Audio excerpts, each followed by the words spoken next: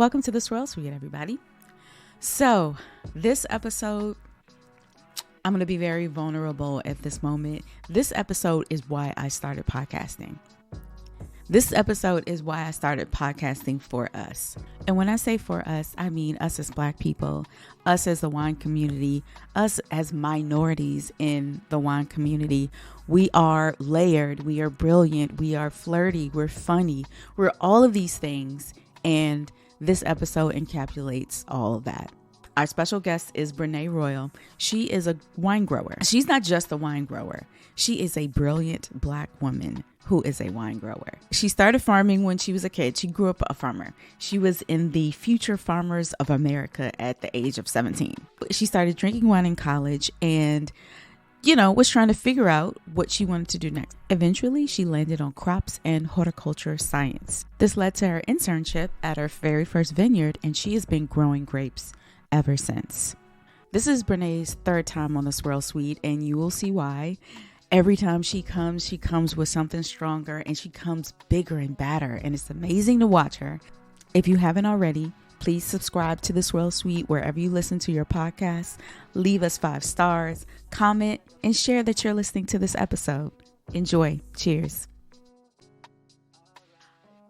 Welcome to the Swirl Suite, everybody. Happy Wine Wednesday. Hey, ladies, how are y'all? Hello. Hey, Fine. hey. How was y'all's Valentine's Day? Do y'all really celebrate that kind of thing? No. I'm just asking because I don't. Not really. No. Okay. No. But I will say, Sarita, chef Sarita, I saw your Drago oysters that you were making. I tried. Oh, nice. I tried. I never shuck, I enjoy oysters in many forms, but I never shucked them before. And I saw them in Wegmans. I was like, well, let me just get a half dozen. So they had 3 different types. So I got 2 of each. I was like, well, we're going to figure this out. And it took me a while. To crack the first one. But once I got it, I was like, okay, I get it now. I got it. So I am nervous that I will slice through my hand. Yeah, So I was too. Yeah. Like on most of the videos, they tell you to use 1 tile and sort of fold it over your hand. I had 2. I was like, let me just cover myself. And I used 2 tiles. But yeah, they could describe everything over and over again, but I still wasn't getting it. And I had to watch the video over and over again. And then I had to change knives. And yeah, after like 35, 40 minutes, I finally got one open. They look good. They look Thank you very much. good. Yeah. I didn't see the post. So how did you cook them after you got them open? Yeah. So when I got them open, I added some Parmesan cheese, butter, and some herbs, and I just broiled them. Oh, okay. Yeah, for barely 10 minutes. Nice. And they weren't quite Dragos, but they were good. Yes. And they paired wonderfully with the rosé that I got from the Wine Concierge. It's a Cremant. Yes. Yeah. A Cremant rosé. It was wonderful. So now, did you buy that from the Wine Concierge? I did. I placed my order last week and it was delivered to me. Yes. Nice. So that's a reputable company, huh? Oh, it is. It is. Okay. Look, I'm glad I'm in the room. Did y'all watch the Super Bowl? I was on a plane, sorry. Missed the whole thing and the halftime show.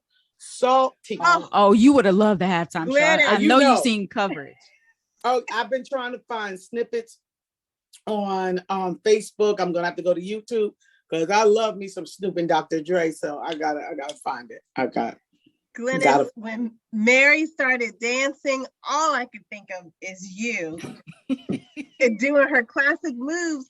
And you know what? At first, I saw this. I don't know if y'all saw this on Instagram, but there was a snippet. I think Essence or Ebony put it together. And it was Mary doing her classic move in different outfits, like over time. And at first, I thought it was like, a spoof or what have you, but it was her. And their whole caption was like consistency. And I was like, this is not what you want to put down as consistency. She just looks like she's stomping grapes and moving people out the way.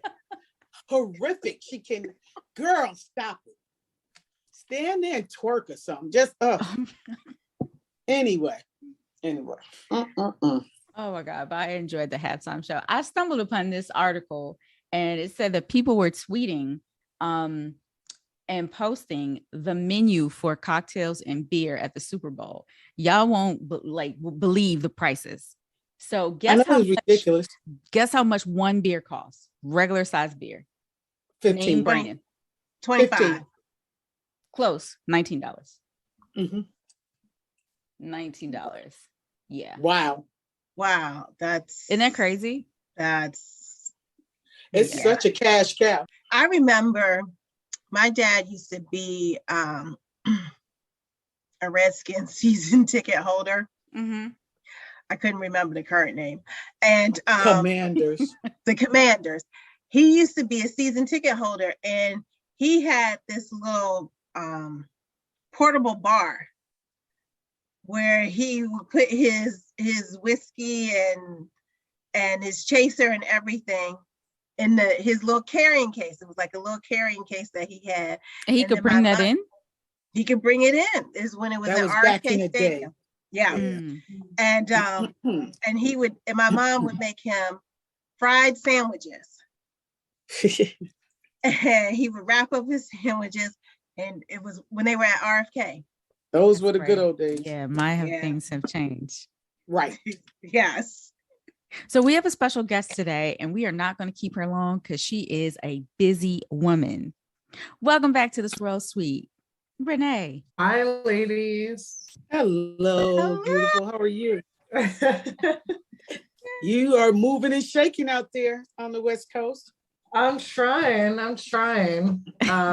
It's been really exciting, actually, how much influence I've been able to have and how much people are impacted by some of the partnerships I've been able to create. So that response has been wild. And then even to be on the Napa side yesterday and hearing people are trying to get in touch with me, I'm like, well, who am I? Like, who is she? I'll put you in contact with her. She's coming. Nice. So it's been really fun. Are you gonna need your own team soon? It's something that I keep shying away from. I keep trying to remain the resident mountain troll out here on Monte Rosso, but it's coming for me. Yeah, so you mentioned partnerships, so you might as well just go into that. So tell us about this new partnership you have going on. So there's quite a few, and I plan to highlight those on my social media platforms, but the most impactful one that I'm so excited to see finally come full circle is the one with Brenae State. In 2018, I went out there. I didn't even know Brenae State was a thing.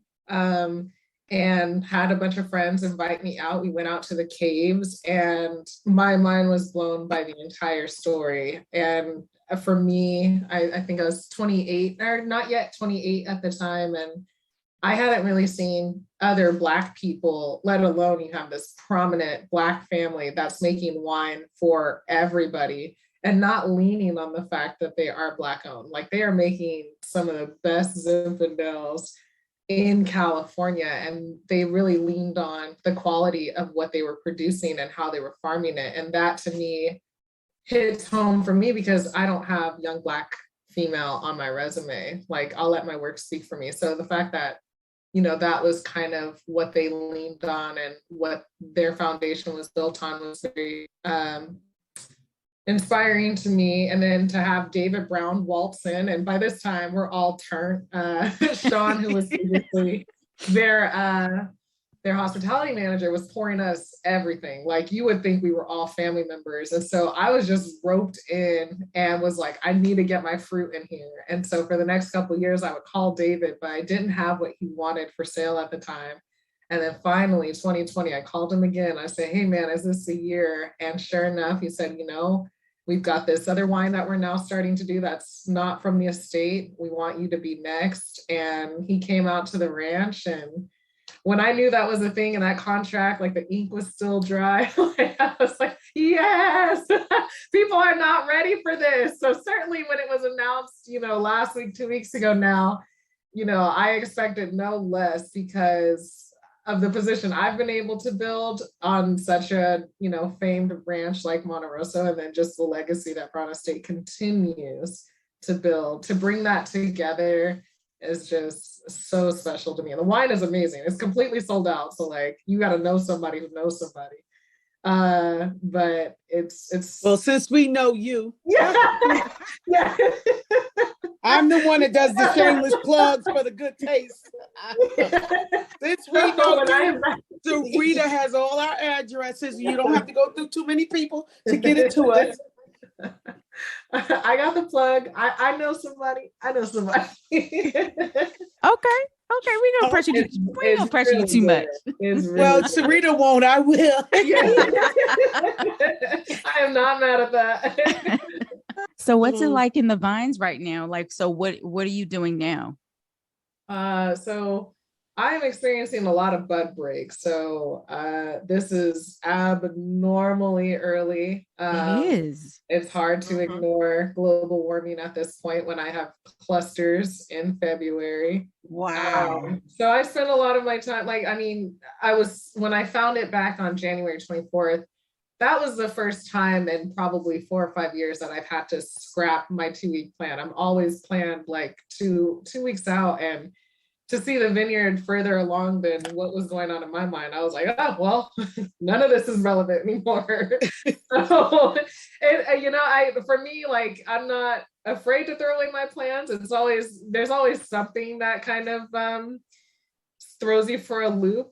So to see as much bud break is going on and to be so early in the season, I'm honestly just trying to plan out what that looks like, because through the pandemic, I still haven't known what day of the week it is. So to see the vineyard so much further along, I'm walking out there thinking maybe it's closer to March or it's closer to April, and it was middle of February. So the vineyard is off to the races, and now I'm just trying to pivot and make sure that I stay ahead of any of the challenges that are inevitably going to come. Has it been unusually warm there, or? It's been 80 degrees. Yeah. Wow. I'm wearing a jacket because I'm in my office, which has a lot of shading, but no, it has been shorts, sundress weather. It's like the spring deception. It has been so warm out here. Like snakes are out. That's how. Oh no. What? Yeah. So snakes are out. You shouldn't see snakes in February, and they're definitely out. Shouldn't see them at all. So what do? You just let them? What? They are a beneficial pest. I have a lot of rodent populations, whether they be field mice or gophers or voles. So we try not to kill them. However, the guys love eating rattlesnake. I haven't seen any rattlesnakes yet. So if the guys see them, I'm sorry, back up. You said the guys like eating rattlesnake? Yeah, I've had it too. So the younger it is, the more medicinal purposes they serve. So you'll make like a stew and you want to drink the broth. And then if they're older, that's when you want to fry it. I have a belt now too. I'm official. So don't tell me it tastes like chicken. What does it taste like? It's similar to chicken. It's a little bit chewier. It's good. Let me tell you what would happen to me if you gave me some of that. I would think a snake is crawling in my body. I would lose my freaking mind. That is a no. So we're it's chopped up. It's chopped up. I don't. I'm gonna serve it in a quesadilla for you. No, you will not. So now I'm curious. So is it grilled or sauteed? It's fried. It's fried? Okay. No. No. It's good. Like you wouldn't know. Like I thought the same thing, because in our minds, we're picturing like we're holding the snake and just taking a bite out of crime. It is not like that. Just think of like chopped up chicken. Nope. No bones. That's why I don't mess with y'all. If it ain't shrimp and I can't see what it looked like, if that's strange meat, no. So actually, shrimp is really good. It's kind of like that gamier kind of chewy. Yeah. See? Yeah, you make it. it sound good. If I come to California, I will try the rattlesnake. I've had this. Yeah, I've had the stew. I've had it fried. I've come a long way. Yeah, I can have my portion, Leslie. Yeah, see, you'll be the first one up there for seconds. I know it. You got to get me to the first, and it's not happening. We're making you a believer. I'm gonna see you over there licking your Brenae, fingers. there's a lot of things you could give me, but snake ain't one of them. I'm telling you right now. I don't eat. You know, I got 3 rooms in my house, and all of them full with shoes and no snake skin, because that's how scared I am of snakes.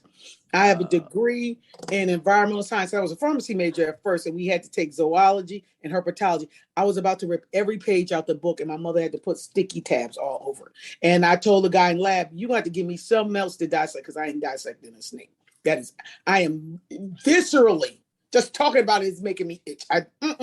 Yeah, I will say, just because I eat them doesn't mean I'm not afraid of them. Seeing a snake is jarring, and I have to get called anytime we see a rattlesnake, and certainly make sure the protocols are being followed if we've killed one. And it really doesn't matter if it's dead or alive. Seeing a rattlesnake is just jarring. Like your hair stands up, and the guys carry machetes and shovels, and so I definitely am the weakest link, because I'm not out there.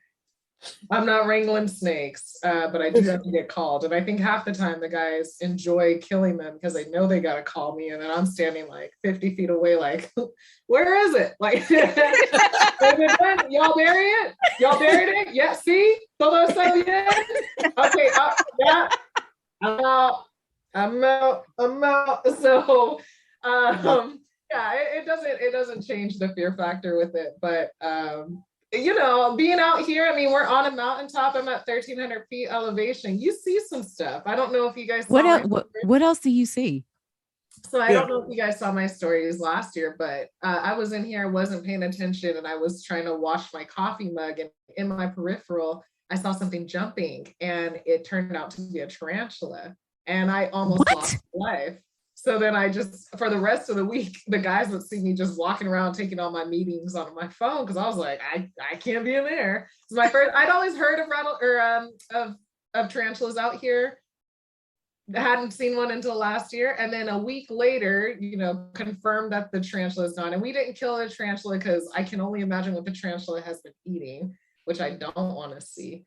But then I came back into my little broom closet of an office here, and there was a wolf spider, and I've dealt with wolf spiders before. Those are mini tarantulas and much more furry and fast. And my violet maze bed is right here, and it was running along her bed. So then I'm standing outside my office like, man, it is you or me, and I got to be on the computer. So again, I was back outside. The guys were like, what's wrong? I was like, look, like there's just spiders. And actually that day that I found the wolf spider was when I got a call that a mountain lion had made a kill within the property line. And he was this South African man came out and was like, oh, you want to join me? And I was like, you know, I have nothing to lose. I can't be in my office. So we trekked out there, and we got within about 30 meters of the mountain lion and her cub. And we knew they were there because the gentleman was carrying an antenna that was reading her GPS collar. He wanted to change the collar and then get one on the baby. So like we had to hike down in this ravine. Mind you, I'm on a mountain site. We're down in this ravine. I'm hearing the beeping going off. He's telling me, okay, now you want to stand close because the birds have sent out the warning signal. I'm looking around at the birds like, oh my God. And then we found where she made the kill. So I'm looking at this dead deer like, Brenae, you've made some poor life choices today. And I can see where the vineyard is. So I got blisters on the back of my heels. I'm not supposed to be down there. I'm carrying this big stick.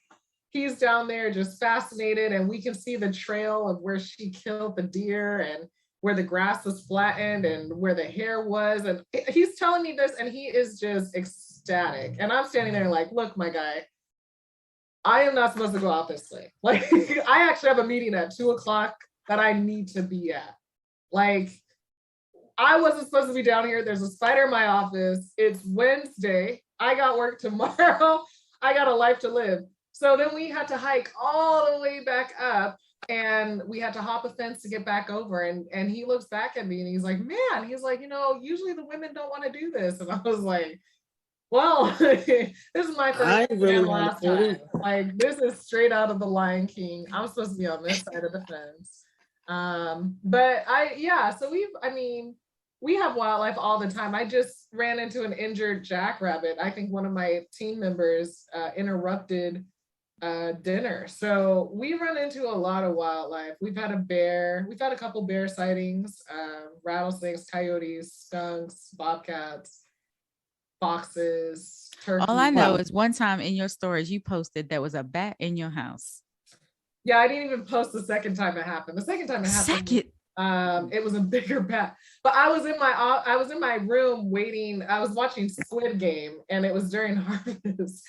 So I was like trying to wait till the last minute before I had to go and join the pick. And I started seeing this shadow, and sure enough, it was another bat. And the unfortunate thing about the first time the bat was in my bedroom, I had all these Instagram doctors telling me about how I needed to get all these vaccines and I could die. And I was like, yo, wait. And there are all these people like, no, here are my credentials. You need to go. And I ended up going and getting a shot. So many people were in my DMs like, no, you really could catch something. Like, you need to go. It's very toxic. Their droppings are extremely toxic. Well, and he was angry and hissing because I was trying to catch him. I knew I didn't want to kill him. My cat was in there trying to get him. Violet May was downstairs wanting no parts. It was a zoo. So we've run into everything. So like seeing spiders and stuff now, it's still a little jarring, but I'm always like, all right, well, I gotta be here. I'm not gonna try and kill you, but like, you or me, and this is my space. So you see a lot. I'm a little rough around the edges. I mean, I already was, and now I'm just complete rough rider. Like, all right, don't call me in a crisis, but I've seen some stuff. I've been around the block. Okay. Yeah, that's crazy. That is crazy. Yeah, it's the Wild West out here sometimes. It's fun though. It's fun. Like that, the wildlife don't mess with Violet. Violet doesn't mess with them. They see her all the time. Yeah, the crows, the birds. Yeah, they know me. So it's like I'm like Snow Black. You know, just go out there singing. Everybody, come on by.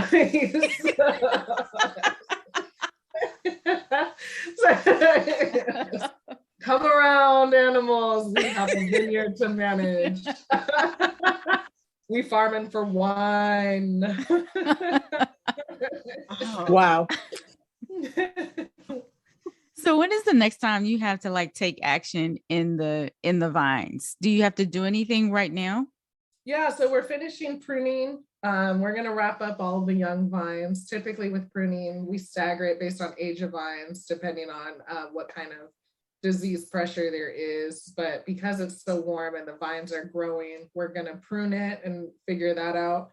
Next moves on the vines will be shoot thinning. And, you know, given this rate of growth, we'll probably see that happening in 3 or 4 weeks.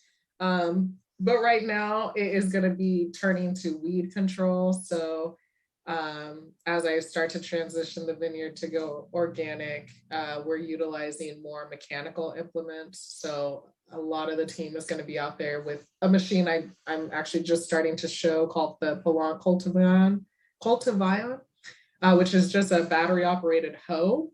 And then we're out there with shovels. So right now it'll be cleaning up, preparing to get the irrigation going, start fertility. So actual physical stuff on the vines, probably 3 or 4 weeks out, but now we're going to start, you know, preparing the soil and making sure our nutritional health is where it needs to be to get these vines going. We got a lot of rain this year, but coming off of super drought in 2021, we're not quite where we need to be. So there's going to have to be some additional things we do to make sure these vines get a solid start. So you mentioned transitioning to organic and sustainable. What is that process? How is that different from what you were doing previously? So being certified sustainable means that we can use different products that are synthetic and have, man-made, and have different modes of actions that are typically more economically feasible to obtain and more viable for a business plan. They're not necessarily, unsafe. I mean, I think any chemical is unsafe, but used properly, they meet their purpose and can be okay for the environment in certain quantities. Moving towards organic means we're not using really any chemicals that aren't made from naturally occurring resources. So for me, we're moving completely away from sprays. We still will put out sulfur. You can do sulfur dust or sulfur wettable, but that's a naturally occurring resource. And there's some biological things that we can do, but it's effectively moving away from chemicals. Okay. And then making sure anything that you're putting in the ground is also organic. So like not having treated wood, maybe using metal stakes instead. Your fertility is biologically made. It's usually compost. So making sure that you're utilizing things that are already naturally occurring to manage your farming operation. So it can be quite expensive. However, being on Monte Rosso, it's already so challenging and operationally I'm so limited. It's not a big transition. It's just moving away from things that cost a lot less and usually work a lot quicker and have a higher threshold to things that are now naturally occurring, and really opening up your mind as to what is an aesthetically pleasing vineyard. Because in an organic system, you're going to see a little bit more weeds. You're going to see a little bit more chlorosis. You're going to see maybe some smaller clusters and stunted growth. And that's just it naturally working without all these man-made products coming in and making them crank. So. What grapes are you growing? I have 10 varieties. So across the 250 acres planted, it's about half planted to Cabernet Sauvignon. Distant second now is Zinfandel, but then I have Sangiovese, Petit Syrah, Cab Franc, Petit Verdot, Grenache, Malbec, Syrah, and my lone white variety, Semillon. So the entire property is 575 acres. I've got the 136-year-old Semillon, which is the second oldest in the world. I've got 129-year-old Zinfandel, and then I've got 81-year-old Cabernet Sauvignon, all the way down to things that we planted on July 16th of last year. So 9 different trellis systems, 16 different spacings, got the 10 varieties, all done by hand, 54 blocks or different, sub pieces of acreage, all different aspects, and an elevation range of 690 feet up to 1,300 feet. So we sit above the fog, we sit above the clouds, but it's just hot, and we have many little microclimates within it. That's interesting. So was there a particular rationale why you chose to do majority red varietals versus white? And I'm assuming the Semillon is mostly a blending grape.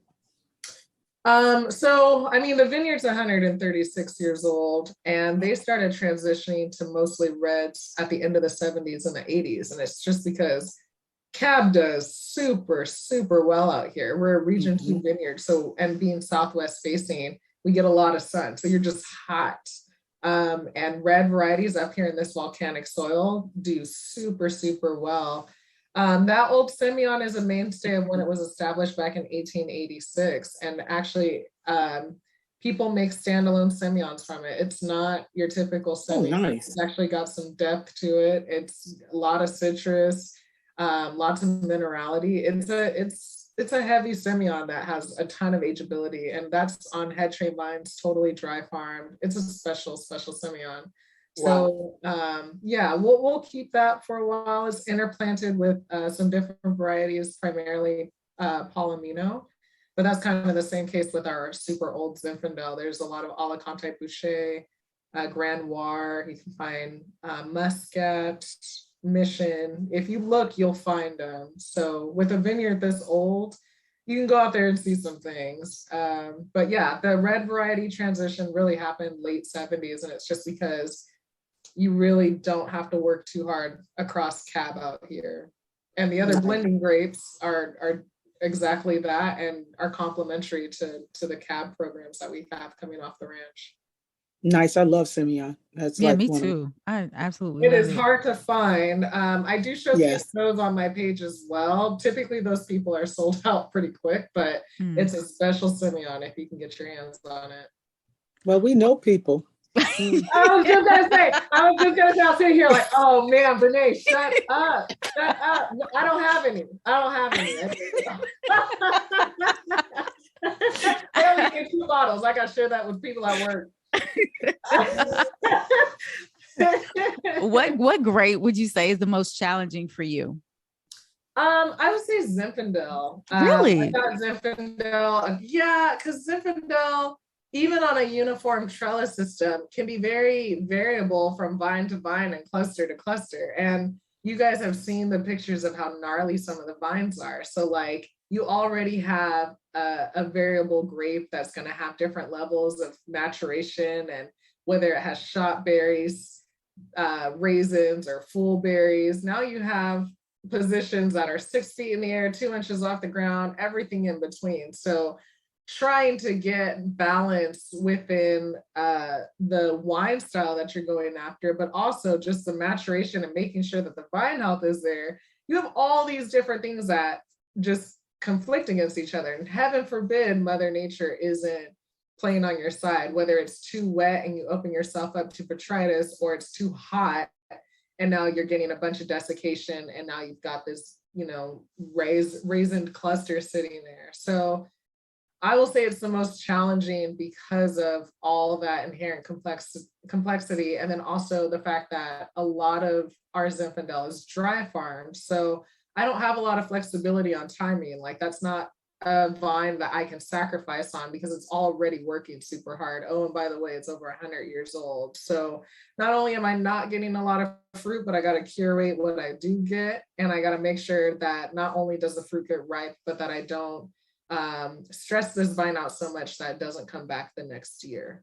So they're incredibly expensive to farm, and you, by just little tweaks in Zinfandel, you can really skew how the wine is going to taste. If you pick it too early, how the acid's going to show up. If you pick it too late, how high that alcohol can skyrocket. So it's really fun to do once you get the hang of it. Like now I have 15 outside wineries making Monte Rosso Zinfandel, and it's been super neat to try them all side by side and not have an identical wine, and they're all very complementary of each other, but it takes a lot to get that Zinfandel right. And it's just an early ripening grape. Like the Zinfandel was the first thing out, and it'll be the first thing we harvest probably August this year. So you have a shortened window of when you can get these things done and hit the wine program that you want. So I love it. I just love Zinfandel. And even when working with all these 15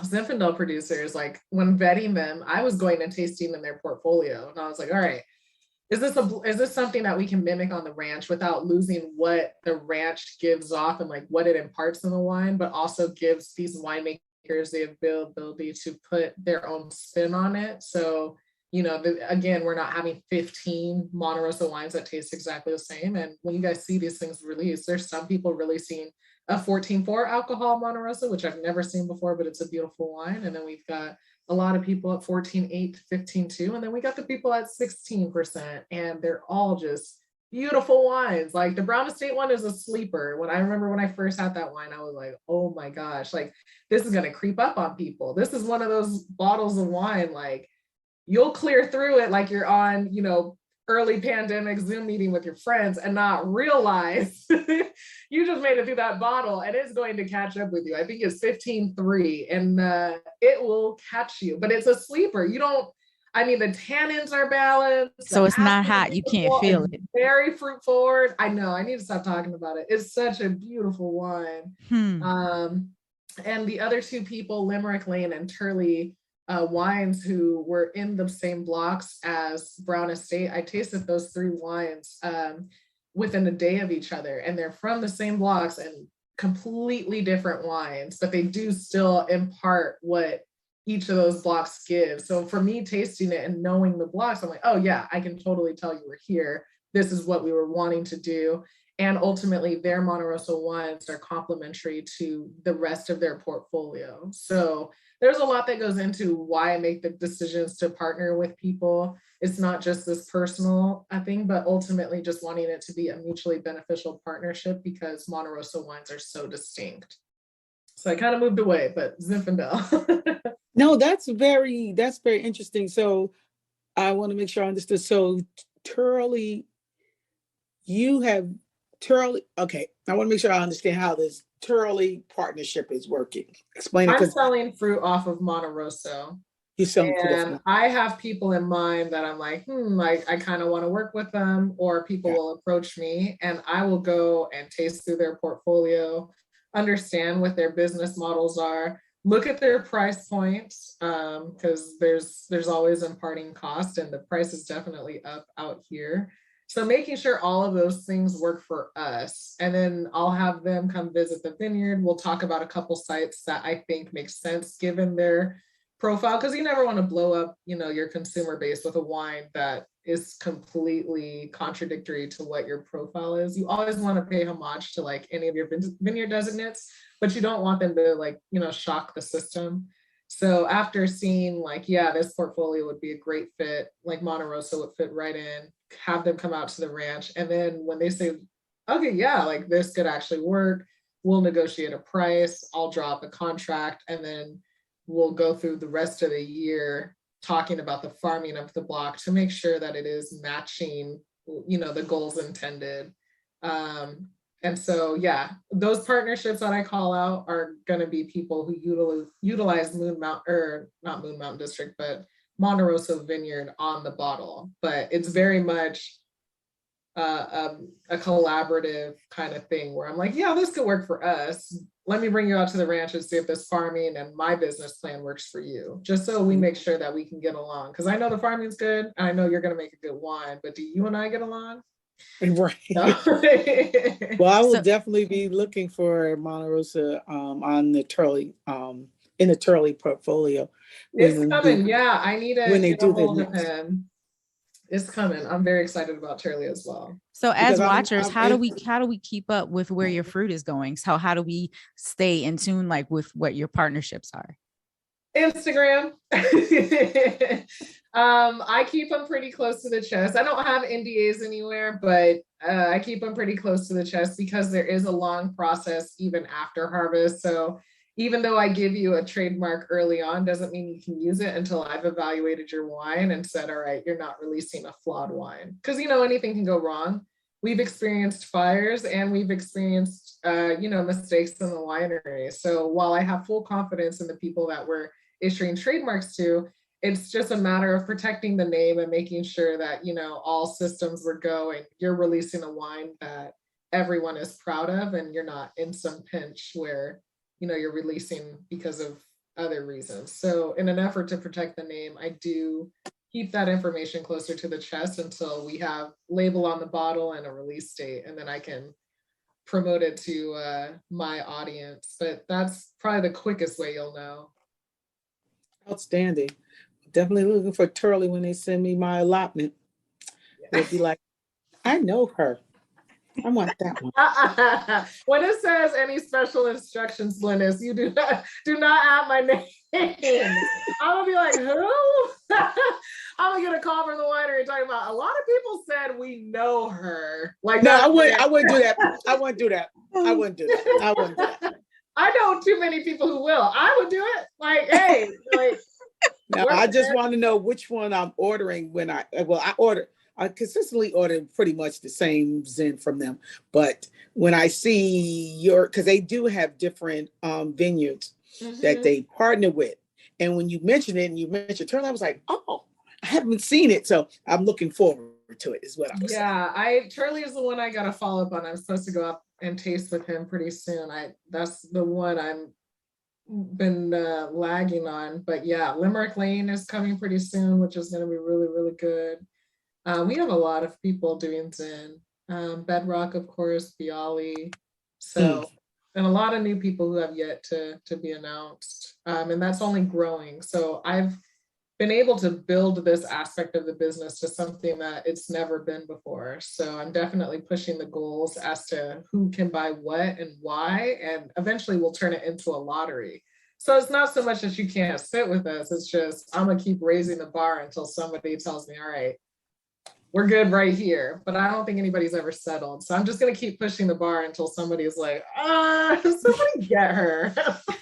Who does she think she is? Have you ever partnered with somebody outside of California? Not yet. Not yet. That's definitely coming as well, but not yet. Yeah, that'd be fun. That'd be interesting to watch. Oh yeah. There's some stuff in the works. Yeah. Nice. So last serious question before we move on. What advice would you give someone who's trying to follow in your footsteps? I will say lean on your relationships. Don't get so high and mighty that you think because somebody doesn't have a following or because somebody's not known by somebody else that they don't have anything to offer you. I think my success has been in part of the connections that I've been able to make, and then also those connections that I've been able to extend. Like, hey, me and this person probably couldn't make a partnership, but I heard an idea that I think you would be great for. So I would say to really start following into like the aspect of the job I'm in is lean on the relationships. And even if there's one that doesn't work, don't burn any bridges, because our industry is so small. You never know who's just one person away from the person that's going to give you your big break. Very true. And then, obviously work hard, keep your nose to the ground. I think the accolades that you get from all of these major magazines and things like that are great. But I know for me, I had to still wake up at 4 a.m. the next day that thing came out and go to work.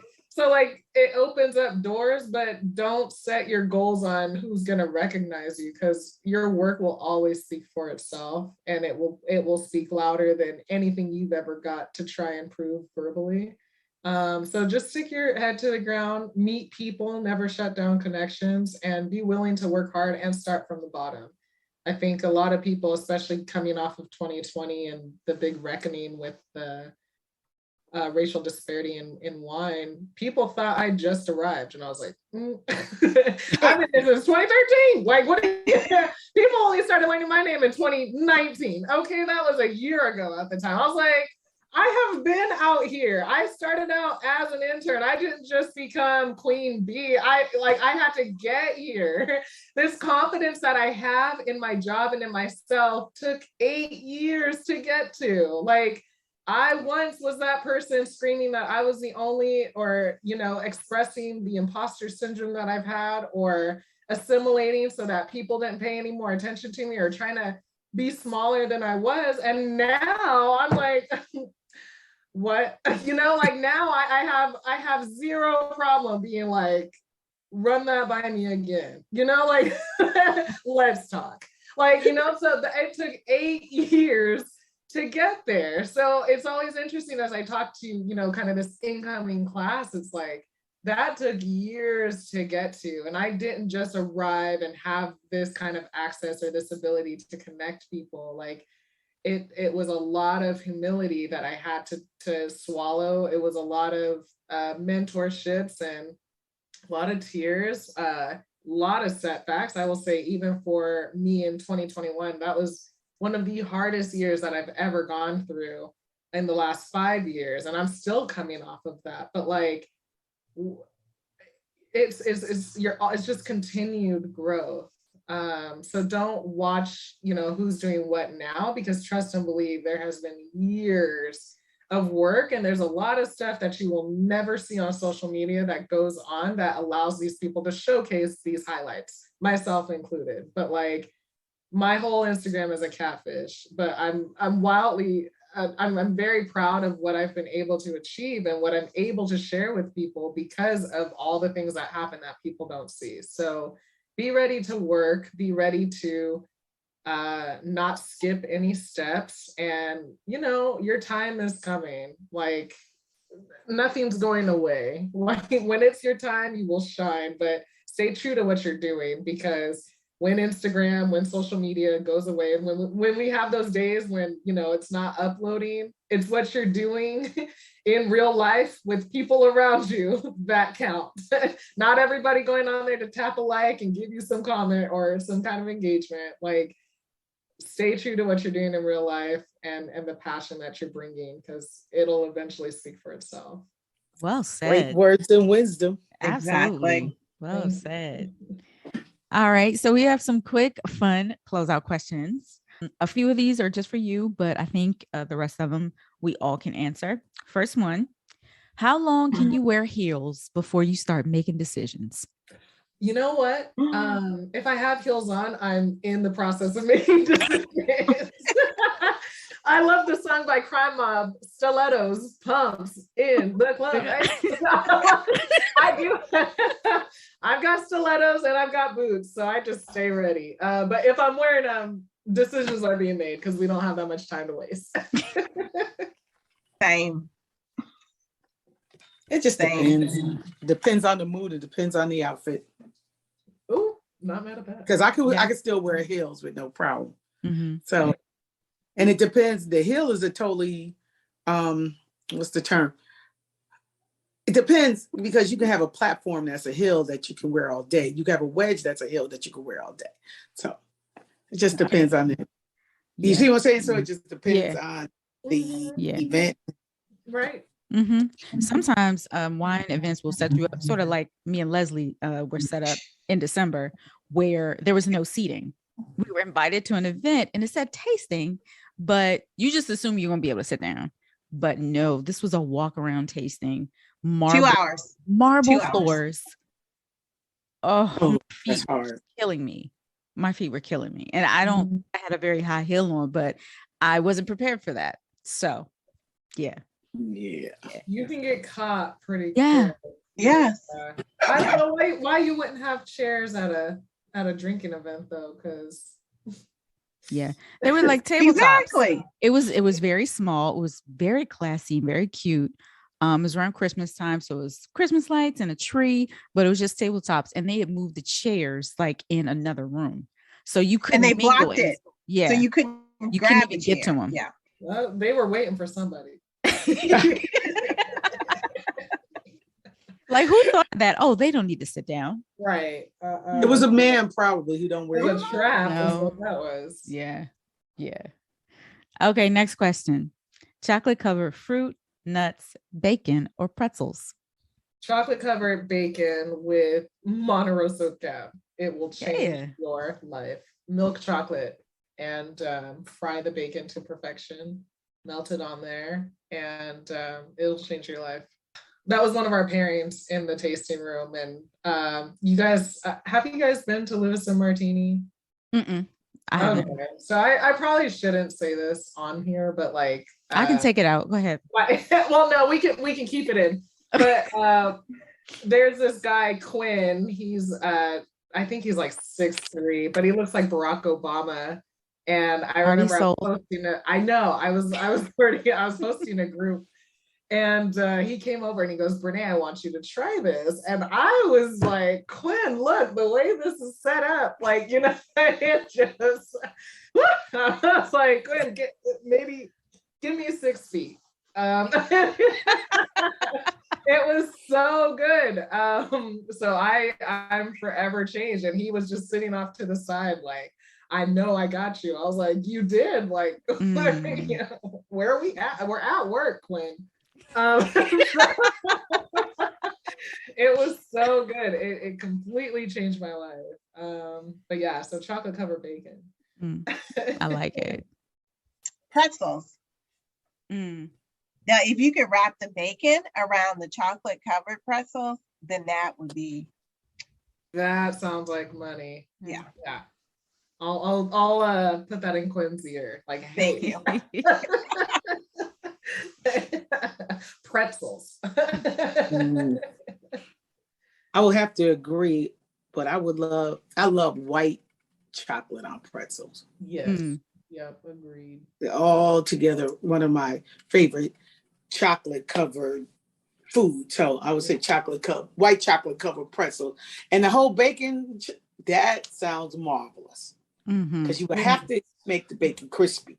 So chocolate. And that's the only way I eat my bacon. So I like that. I think of like the savory, the sweet and savory. Yeah. And then throw some cab on top. Oh, yeah. That sounds so good. Phenomenal. Yeah.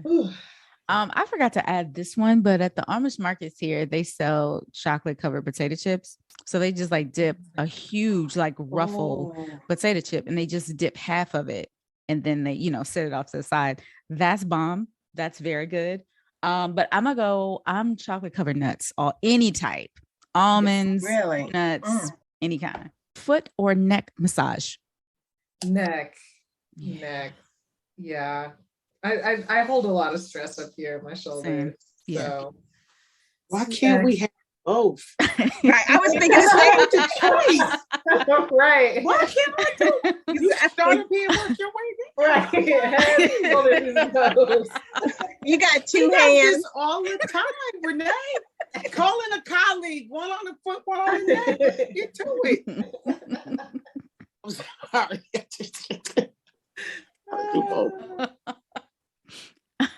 Well, I have to think about it this way. We get pedicures all the time. So our footwork are technically taken care of most of the time. So that's but they don't really massage the foot. Mine does. When I would say now this girl, they massage the calf more, but when you pay for a foot massage, that's a whole game changer. Yeah. I'm sure. Oh, and then they work in the now that's what I was thinking, not on a pedicure side, because they're gonna give you a massage. I'm talking about the foot massages you pay for and the neck massages you pay for. I want both. So making it an hour, half an hour each, make it 2 hours, whatever you gotta do is the money. Yeah, I'm rooting for both, but if I had to choose, I would do the neck because all my tension is in my shoulders, especially sitting at a computer most of the day. You don't realize how hunched over you are. Oh, I'm neck. Yeah, all of my tension is in my neck and shoulders. I have a desk job. I have to be at the computer all day. So yep, neck for me. Okay, Brenae, this next question is just for you. If this item falls from the counter, Violet May will come running. Anything. Anything. Spatula. I mean, Violet's probably already in the kitchen, sitting there, just waiting for you to make a mistake. And the cat is sitting back waiting too. So, a spatula, like anything. She's sitting on ready. Gotcha. All right. This last question is for everybody. What still white wine do you drink the most? You want brand or you want the grape? Grape is fine. Okay. Mine's Sauvignon Blanc. Yeah, mine's Sauvignon Blanc as well. It's just crisp. It's light. If I'm ever drinking a white wine, it's because I want something that's gonna, be fun, maybe take the edge off, but not set me back the whole day. I love red wines, but when you're drinking a red wine, it can go a couple different ways, but your temperature is gonna rise. You're gonna start saying YOLO to a bunch of decisions. With white wine, I can keep it cute.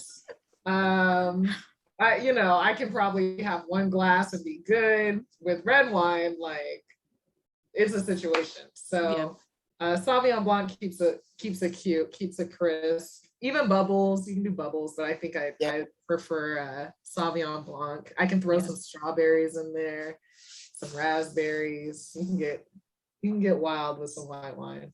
Yep. Okay. And Glennis, is the same for you, Sauvignon Blanc? Oh, Sauvignon Blanc, and if I had to do a bubble, I'm doing Cremant. Yeah. My everyday. Chablis are good. Oh, sure. Chablis. Yeah. Oh, yeah, definitely Chablis. Yes. Yeah. Now, Leslie, what about you? It's not Sauvignon Blanc. Yeah, it's not Sauvignon Blanc. No offense to Sauvignon Blanc. It's just, you don't get a rose. You just don't get a rose. Lately, I have been drinking a lot of Grenache Blanc. But if I didn't have that, it would be probably Pinot Gris. Okay. All right, that's fair. For me, it's actually Chenin Blanc. Nice. I always have Chenin Blanc, and then a close second is Albarino, because when I see it, I just buy it, because I don't see it very often, and when I see it, it's usually maybe 2 or 3 brands, and I'm like, just give me all of them. I like it too much. There's not one I hate, so so those 2 are mine. Yeah, or the Fumé Blanc. I had a Grigridge Hills Fumé Blanc. Oh, that's good. That pick. Oh God, that's so good. Yeah. Yeah. I prefer red wines. So you see me picking up Zinfandel any chance I get. But yeah, white wines. So you don't get tired of what you make. No, I'm absolutely nice to it too. Well, I think the nice thing of being able to work on a vineyard where like people are making wines specifically from your vineyard is you're never having the same thing year after year. So I think as all of us may experience, we end up drinking so much wine and judging so much wine, you don't always turn off. So I know when I'm drinking my own stuff, I'm sitting there thinking, all right, like how was the season? What did we do? Why do I like this so much? What would I change? What were we facing to create this wine? So I think it's a mix of pride and just the inability to really shut off and enjoy it, but to really understand what's going on. So yeah, I don't get tired of my own stuff. In fact, I might bring it to the party and then that's all. Like it's really bad. It's terrible, but I'm definitely having at least a glass of my own stuff because at least I know it's good. Like I don't know what the rest of y'all brought, but I'm gonna have at least one good glass of wine. So, I'm gonna get the satisfaction guaranteed over here. I don't know what the rest of you guys are doing. Same. I think that's all of us. Right. Yeah. We know we're gonna bring something good. Right. Right. Yeah. Yep. Ladies, any more questions for Brenae before we send her on her way? Oh, I think she covered it all. Yeah. Because I really wanted to hear about the brown, and now that I heard about Turley, that I'm looking forward to it all. I think I released the list of who's actually coming out. I'll have to do it again. I should post somebody today, but I'll keep kind of sending out that list of who we can expect because people need to get on the wine clubs to get these new releases. Like these will not be hitting before shelves. Right. So I'll send out that list again about who's upcoming that you should keep an eye on. But I do want to thank you guys again. I think this is my 3rd time on Trophy. I'm so excited. This is one of my favorite podcasts. I love what you guys are doing, and this is always such a fun conversation. We appreciate that. Tell everybody where they can follow you. Thank you. Where can they follow you? Oh, where can they follow me? Sorry. Cabernet is my handle. It's _CABRENAE. And that's on most social, if not all. But yeah, that's my handle. And I think I'm the most active on Instagram. So yeah, her Instagram is great, y'all. It's like watching a show, like an adventure. There are a lot of people praying for me, like, girl, what? That one post, I think you posted the story where your truck had to get worked on because you said that mice or rats or something were running through your engine. We got our first rain and my truck started acting real funky. So I took it in thinking it was mechanical damage. And no, they were like, mice chewed up my entire harness under the carriage of my truck. So I lost it for like 3 weeks. That's just crazy.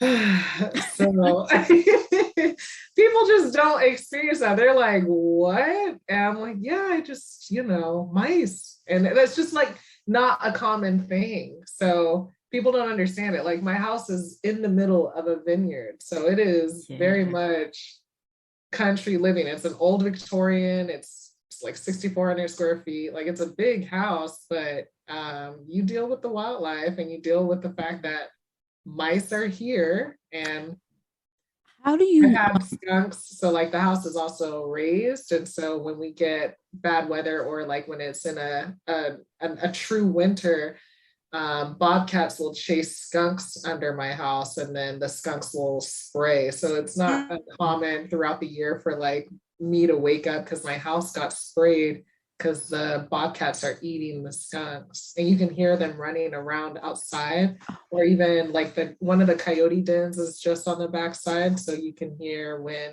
they're fighting or when they're mating or when they're right outside, and they'll howl right outside the window.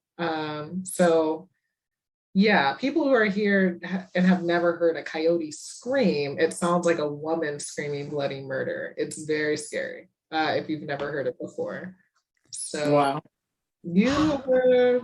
It's a situation. It's like ending on a somber note. Your wine's great. Or when we have it's worth all of that. When we've had like some unmarked mountain lions and they got to come out here and tag them because, you know, it's illegal to kill them, but you want to know where they're at. I had one killing bucks behind my house. So we would go out there and, you know, it's a mountain lion because the carcass is completely untouched, which means it's marking its territory and letting these other animals know that, you know, one of the bigger animals on the food chain, this is his. Or we found a deer carcass up in the tree. That was wild. Yeah. So you just see some stuff and then you look back and you're like, man, I call this work. If I don't go find myself a desk job, I better like, girl, if you don't just go get your life, go meet a nice man, go start a family. It is not that bad out there in the street. It's like, when I walk around with Violet after work, I'm like, ooh, I've been out here for how long? Okay, this is why I'm single. I'm out here like Jane and Tarzan. So how long is your Snow day Black. usually? You were out there like Snow Black. Yes, singing. Right. So how long is your day? You said at one point you said you're out at 4 a.m. and it ends like what time? So now California is on a 40-hour work week. So I'll still start on either side of my team coming in, but my team now officially works anywhere from 8 to 10 hours, which means I'm coming in before. So right now we're at a 7 a.m. start, and with time springing forward pretty soon, we'll go to a 6 a.m. start because we can get sun pretty early out here. And then harvest, it's a 14 to 16 hour workday, probably starting at 9 or 10 o'clock at night. And then we'll wrap up the pick around 6 a.m. And then I'll go and do stuff during the day. So during harvest, it's pretty much eat, sleep, and work. Wow. But yeah, throughout the season, it'll vary. I think our earliest start time will be 1 a.m, depending on the heat, so that we can get work done when it's cooler. And everybody will work with headlamps on. Otherwise, it'll be a 4 or 5 a.m. start. So I'm working about 10-hour days right now. But that's the thing, like it doesn't feel like work. Like you guys see enough when I'm showcasing. Like I'm just out here like looking at stuff. I get to be outside. I'm at wineries a lot of the time. It doesn't feel like work. And there are definitely days that it does, but you know, to wake up at rough hours like that, you gotta love what you do. And luckily, after coming up on 9 years, I still very much enjoy seeing bud break, even though it's ridiculously early, and pulling a day with the guys. So nice. Well, cheers to you living your dream. That's awesome. Yep. Exactly. Cheers. Cheers to you. I tell you, when we first met you, Brenae, and now you have like stepped into your badassery like yes, nobody's business. You are a boss. Mm-hmm. Thank you. Yeah. Send her your hat, Leslie, and maybe she'll send us some of that stuff. I can send you one. I will trade you. Thanks for joining this Royal Suite. We will see you all next week. Cheers.